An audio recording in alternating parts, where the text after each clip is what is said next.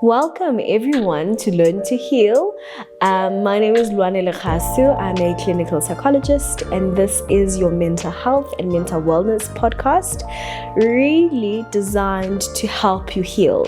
What are the things that come into your mind that you need to heal from? So those are some of the topics that I tackle.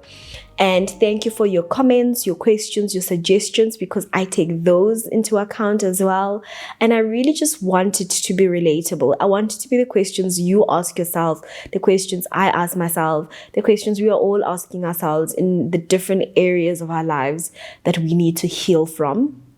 And today, the topic that I had in mind, so I actually was two ways about what I wanted to talk about today.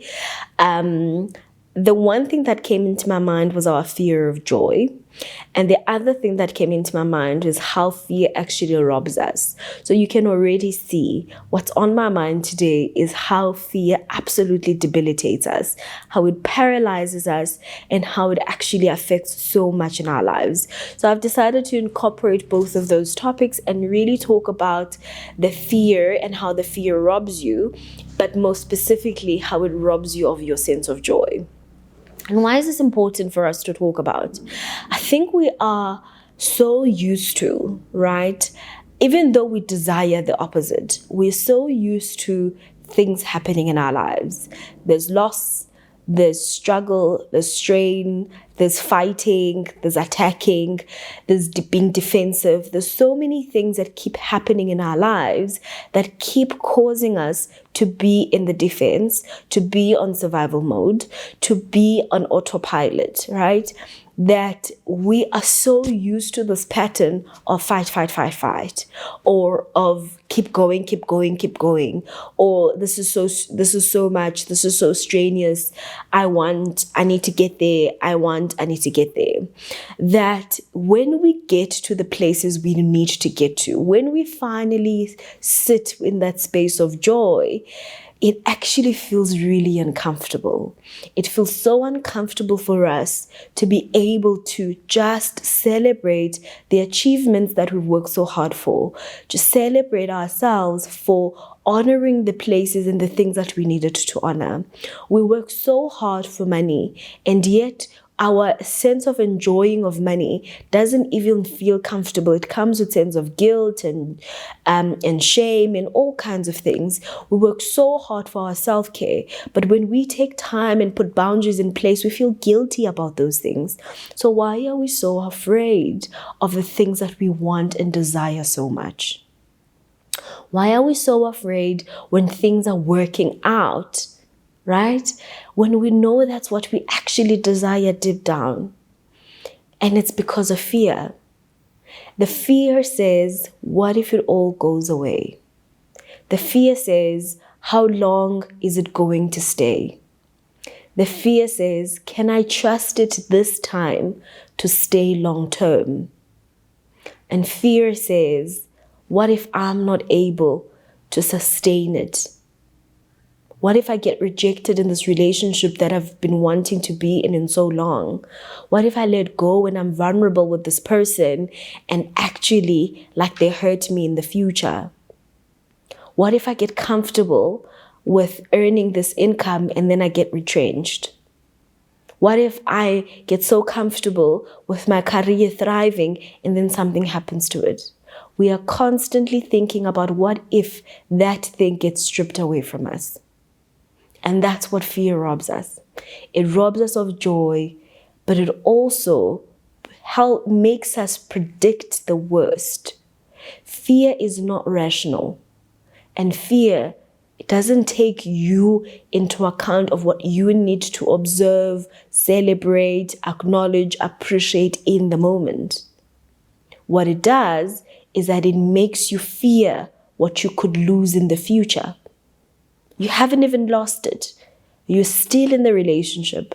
You're enjoying the relationship. You've got the job. You've got the role. You are doing what you need to be doing, what you love to be doing. And yet this paralyzing feeling about what if it all goes away is stopping you from enjoying the moment and being in the present. Why? because you're thinking about the worst case scenario. And that's what fear does. Fear thinks about doom. Fear thinks about things that may not even happen. And even if they did, it wouldn't change the fact that yesterday you were happy and you could have seized the moment and really sit and stew in your happiness. That predicting of the worst is actually robbing you of being able to just sit and thrive in this particular moment. So what do you need to do? You need to let go of that worst feeling.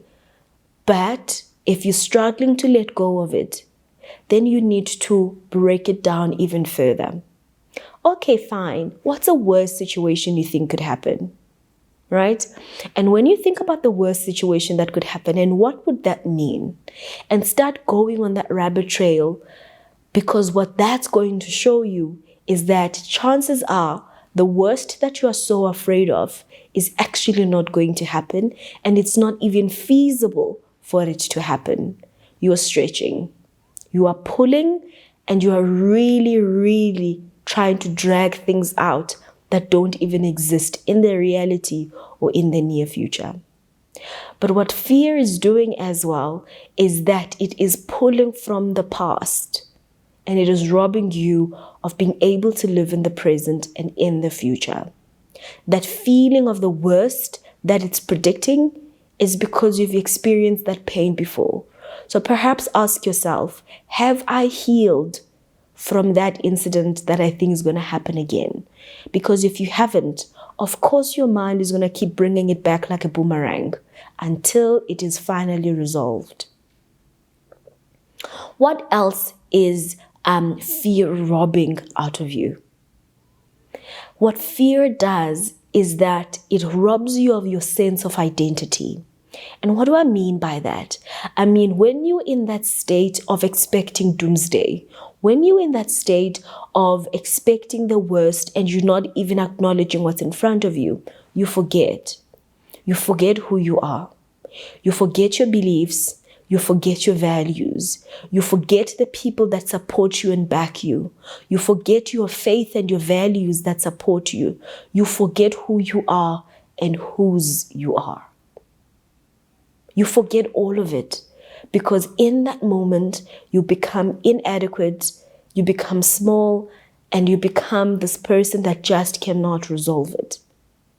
Fear is robbing you of seeing yourself for who you are and for what you've been able to achieve in your life. So what do you need to do about it? What you need to do about it is find evidence. What is the evidence that the thing you are afraid of happening has happened before in your life? And if it has, what did you do about it and how did you get out of it? But you also need to find evidence of the reverse, right? You need to find evidence of that thing not happening and you actually thriving in that state.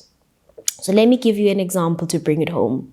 So if you are in that moment forgetting who you are and then fearing that this relationship may hurt you or you may be rejected, what you are forgetting is that you're a person that will be able to identify the red flags when they happen.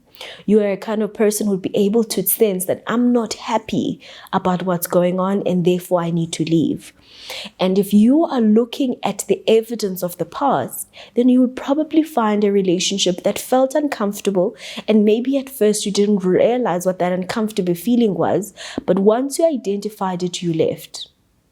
Or perhaps you will find the opposite, that you identified that feeling and you didn't leave. Because in that moment, what you need to ask yourself is why? Why did you not leave when you knew it wasn't right for you?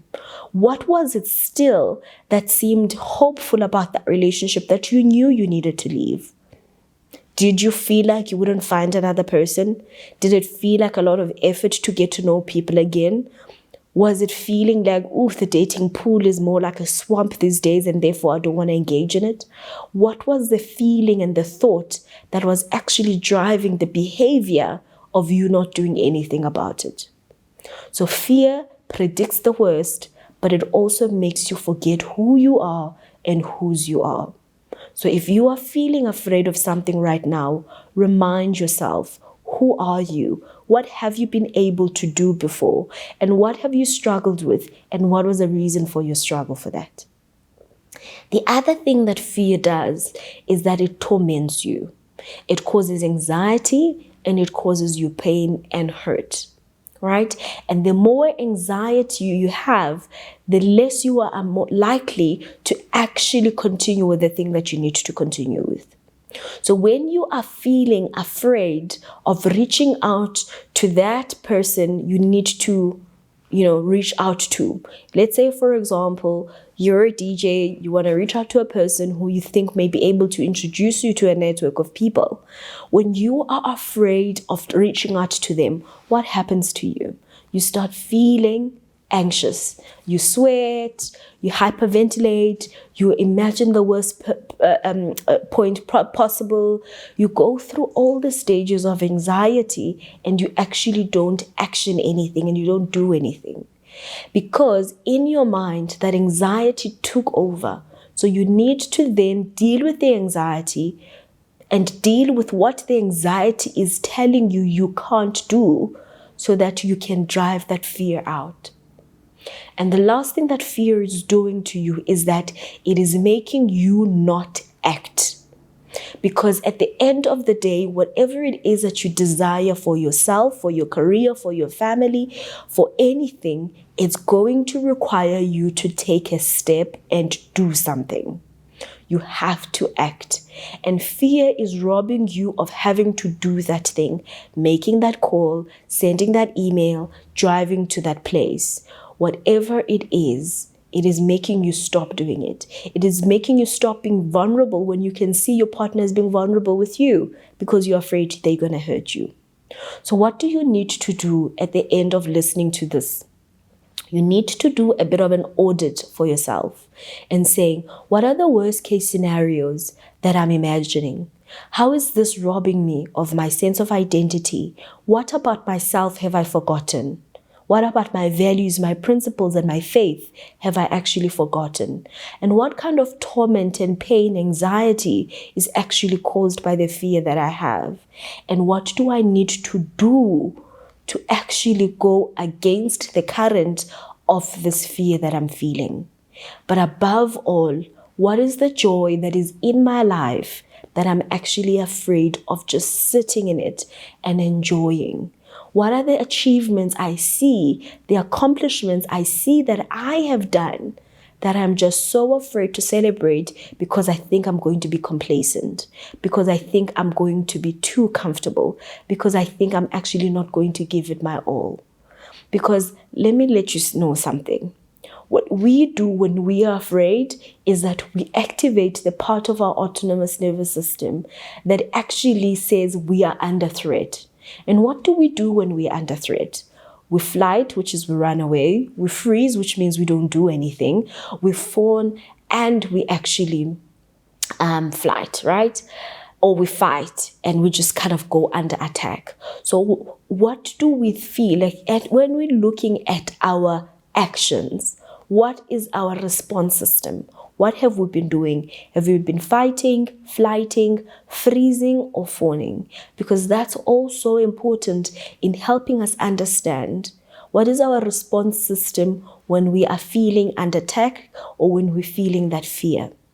Because fear is robbing you. Fear is robbing you of your joy. It is robbing you of acknowledging all the things you have done and all the hard work you have gotten into. You may think you're motivating yourself by staying in that space of fear, by staying in a space of not wanting to be complacent and trying to chase all the time. But in actual fact, you are putting your mind, your body under stress and under that autonomic nervous system where your amygdala which is a part of your brain, is activated to respond in a way that there's a threat that's happening in your life. So it's not even just a psychosocial thing. It's actually a physical thing in your mind, in your body, in your brain. When you are under a space of fear, when you are under thoughts of fear, you're actually changing the chemical of your brain, and it's going to respond in a different way. So you have to do the tips that we've spoken about, do a bit of an audit, do reflection, so you can kick that fear to the curb. I hope this was absolutely helpful for you. I hope you're thinking about the places where you've had fear, where you've been afraid to let go, when you've been afraid to let loose, and you're actually thinking about an implementation plan of what can you do differently so that you are kicking that fear to the curb and you are actually enjoying yourself and really absolutely immersing yourself in the joy, in the happiness, and in the achievements you have fought so hard for. Take care of yourself, and I'll see you next time.